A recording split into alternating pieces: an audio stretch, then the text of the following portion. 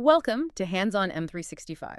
We're the show that takes that massive stack of Microsoft updates, filters out the noise, and really just delivers the essential insights you need. Yeah, trying to keep up with every single message center notification, especially with Teams, it feels like a full-time job. It really does. So our mission today is simple. Give you that comprehensive briefing, but fast. And we are zeroed in today on what Microsoft has been rolling out for Teams and, the explosive growth of the Copilot ecosystem. This is all from October and November of 2025. Absolutely. And all our insights are pulled from a fantastic roundup by João Ferreira on his blog, Hands-on Teams. He did the hard work of distilling everything from the Microsoft 365 roadmap and message center for us. And November was, and I'm not exaggerating, it was transformational. We're looking at updates that fundamentally change how you communicate externally. And how admins manage their environments. Exactly. And maybe most importantly, how we even define a colleague in the workplace. Okay, that's the hook right there. We're going to unpack everything from just chatting with someone using their email address all the way up to these autonomous virtual colleagues or agentic users. So let's start with the biggest shift. AI-driven collaboration. Let's do it. So if you look at the big picture, the strategic view of AI, Copilot is moving so fast from this helpful, optional tool Right. to becoming an absolutely essential foundational layer. And now that layer is extending right into IT management. So it's not just about, summarizing a meeting or drafting an email anymore. We're talking about managing the environment itself. Precisely. So what does Copilot for Admins actually deliver now that it's generally available? Well, what's so smart about this is that Microsoft embedded it directly where the IT pros work, in the Teams Admin Center. So no extra licenses, no complex configuration. So it just brings AI context right into the interface. Specifically, it has 4 skills that are generally available right now. Okay, what can it do? So you've got help and guidance for general questions. You have policy troubleshooting, which helps you figure out why a policy isn't working. That's a huge one. Oh, yeah. User search, and maybe the most impactful, called quality troubleshooting. So I could just ask it, why was Jane's call so bad yesterday afternoon? You can, in natural language. And it will give you an answer instead of you having to dig through logs. It's a massive relief for admins. Okay, so that's managing the current environment. Let's jump to the future, to agentic users. This sounds like the biggest strategic shift in years. It is. These are not just glorified bots. They are fully autonomous, AI-powered virtual colleagues. What does that mean, a virtual colleague? They have an organizational identity. A full one. They can execute workflows, they can initiate interactions, and they learn over time. They're in Teams, email, meetings, just like a human employee. So they have agency. They don't just wait for a prompt. Exactly. Imagine an AI that sees a missed deadline in a project channel, and it proactively emails the people responsible and schedules a follow-up meeting. Wow. All on its own. All on its own. And this means we need entirely new governance models around this. Right, because users can discover and request these agent templates, but the admins, they still hold the keys, correct? Absolutely. Admins have total control over creation, deployment, licensing. That's rolling out mid-November 2025. The takeaway for IT leaders is you have to start defining policies for these non-human identities now. Okay, so what's the technical backbone supporting all this? I hear the channel agent is getting some big upgrades. It is, especially with external workflow integrations. It's using something called the Model Context Protocol, or MCP. MCP. So what's that, like a glue? It's the connectivity glue. It lets the channel agent orchestrate tasks across platforms like GitHub, Asana, Jira. So I'm in a Teams channel, and I can tell the agent to create a Jira ticket from our conversation and then assign it in Asana without leaving Teams. That's exactly it. The agent is the bridge between your team space and your other tools, a huge efficiency gain. And the knowledge it uses, its grounding, that's expanding too. Correct. It's getting richer. It can now use files from the channel's SharePoint site for grounding, and it's getting multilingual support, which is critical for global teams. And one last thing on the user side for Copilot, personalized meeting recaps. Yeah, this is a nice touch. Instead of the same summary for everyone, you'll get personalized notes. You can use templates or just give it custom instructions. So I could just say, give me the financial decisions made by the sales team, and that's what I'll get. Exactly that. It's rolling out mid-December, but it's English only to start. Okay, so we've talked internal AI. Let's switch to the external boundaries. Chatting with people outside the company has always been a little clunky. A little clunky is a nice way to put it. It required IT to set up specific federations. Microsoft is trying to just break down those barriers. And they're doing that by letting users chat with anyone with just an email address. That's a huge change, and it's on by default. That's the key administrative alert here. It is enabled by default. The idea is to make communication seamless. But, and this is important, it's still subject to your organizational policies. Admins can shut it down using the team's messaging policy settings if they need to. With that much openness, managing external access becomes even more critical. I hear the admin controls are getting simpler. They are. They're moving away from a bunch of granular settings to just 3 modes: open, controlled, and custom. Much easier to understand and manage. When can we see that? Public preview is mid-November 2025, and it should hit general availability by early February 2026. Okay, but open communication has to be built on trust. What about security, phishing, impersonation, all of that? A huge focus for Microsoft. They're introducing domain impersonation protection. What does that do? It identifies when an external user's domain is trying to impersonate your own company's domain. Oh, that's smart. So if my company is mycompany.com and someone from mycompany.support.com messages me. It'll flag it immediately. You'll see a big high-risk alert right in the chat, and that's on by default starting in December. That gives you a lot more confidence. And speaking of security, there's a big change coming to ZAP, the zero-hour auto-purge feature. This is really critical for security posture and budgeting.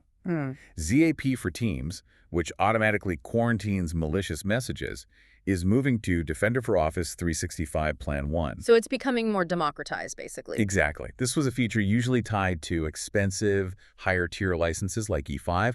Now, a much broader base of customers, like E3 users, get this automated security baseline by default. And does that kick in? January 6, 2026. It's a substantial security upgrade for millions of users. All right, let's shift gears to the core Teams experience. The meeting itself. It feels like Microsoft is really focused on giving users more control. They are. The new flexible layout feature is a perfect example. You get a resizable divider between the shared content and the participant videos. So you can make the slides huge or the faces huge. Or even swap their positions entirely. It finally solves that problem where you have to choose what to focus on. I can't wait for that. I also heard you can resize the video gallery itself. Yep, you'll be able to see more people even when content is being shared. It just makes the whole thing feel less rigid. That's rolling out between January and March of 2026. And for those big structured meetings, what about the backroom chat for presenters? That's getting unified. Starting in January, there will be a dedicated private chat just for organizers and presenters. Much simpler for the event team to coordinate things behind the scenes. Speaking of big events, anyone who's run a town hall lives in fear of a technical glitch. Oh, it's the worst. But now, producers will be able to restart a live event while it's still active. You're kidding. Yeah. So no more canceling and rescheduling and resending invites to thousands of people. Nope, you can just reboot the stream. It's a huge stress saver. Let's get a little more technical. For the broadcast folks using NDI, what's new? A major boost. They're increasing the bandwidth to allow up to 8 distinct 1080p NDI streams. And the key part is you don't have to pin or spotlight users to get those high-quality feeds anymore, right? Exactly. The system just automatically increases the bandwidth when an NDI feed is subscribed to. It really streamlines the workflow for professional broadcasters. And for people on VDI, virtual desktop infrastructure, admins are getting more insight. Yeah, VDI optimization monitoring is now in the best practice configurations dashboard. It helps admins see if poor meeting quality is because of an unoptimized VDI setup, not the network. So you can pinpoint the real problem. Right. And then there's the Rate My Call survey. It's simpler, just a thumbs up or down. Okay, but there's a catch for admins, isn't there? There is. Microsoft is warning that because it's easier to give feedback, you're likely to see your poor call rates go up. So it's not that the service is worse, it's just that you're capturing more of the negative feedback. Exactly. Admins need to adjust their dashboards and alerts to account for that. Okay, let's talk about multilingual meetings. The interpreter experience is getting better. Much better. The focus is on automation.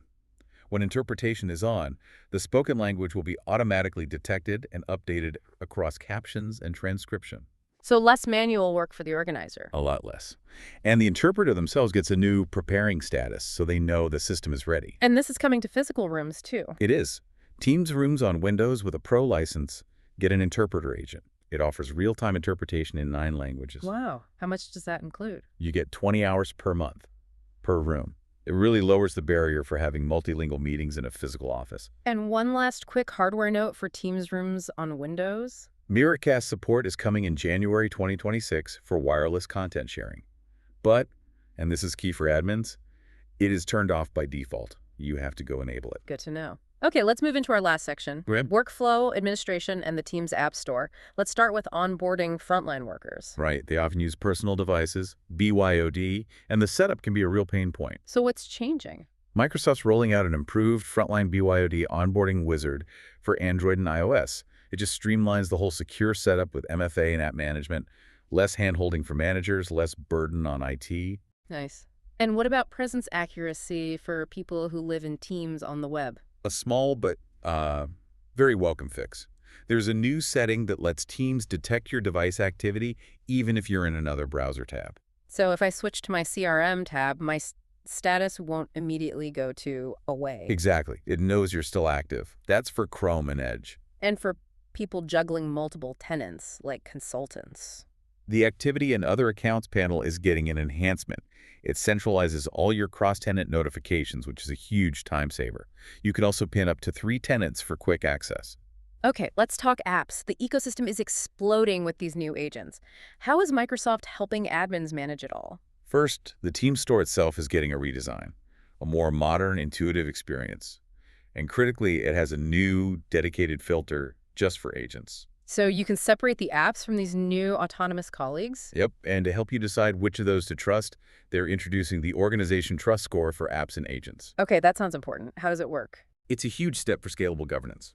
Instead of doing a manual security review for every single app, admins just define their organization's trust requirements once. So things like security standards, privacy policies, compliance. All of that, and then the system automatically assesses every app and agent against your rules and gives you a tailored trust score and a report. So it automates the compliance audit? Essentially, yes. It moves governance from being reactive and manual to proactive and automated, which you absolutely need with this flood of new agents. And there's more on governance with app-centric management. Yes, especially for GCC customers.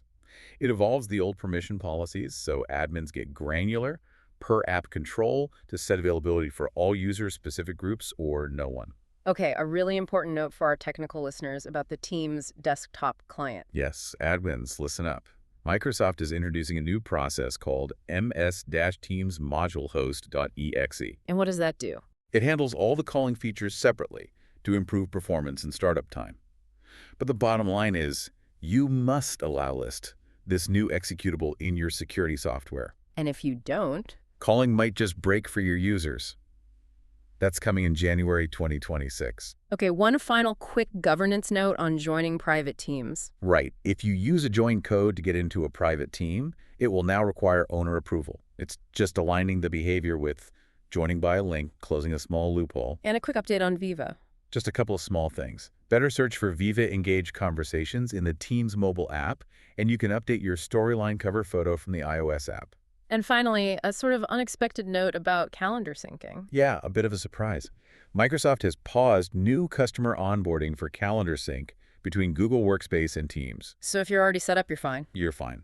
But if you are planning to configure a new sync between the two, you can't initiate that right now. Something to keep in mind for planning. This was a really dense but vital hands-on M365 session. Let's try to recap the 3 big themes. Okay.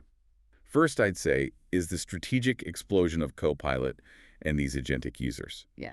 It demands you start thinking about new governance frameworks right now. Right. And second is that balancing act of external communication. You have more openness, but it's matched with critical new security like domain impersonation protection. And the democratization of ZAP, putting better security in more hands. And finally, just that massive wave of improvements to the meeting experience itself. It's all about user control, flexible layouts, and better tools for admins. Yeah, and as we close out, I'd leave you with this thought on agentic users. If a virtual colleague has a full organizational identity and can start tasks on its own, what new policies around knowledge management, auditing, and accountability does your organization need to create before these start rolling out? That's a conversation you need to have with HR, legal, and IT today. That is a truly provocative thought to mull over. We really want to encourage you to visit handsontech.net for daily updates on Microsoft 365. There's some fantastic tips and tricks there for SharePoint, Teams, and the whole suite. And make sure you follow João Ferreira's blog and this podcast so you don't miss future episodes of Hands-On M365. Until next time.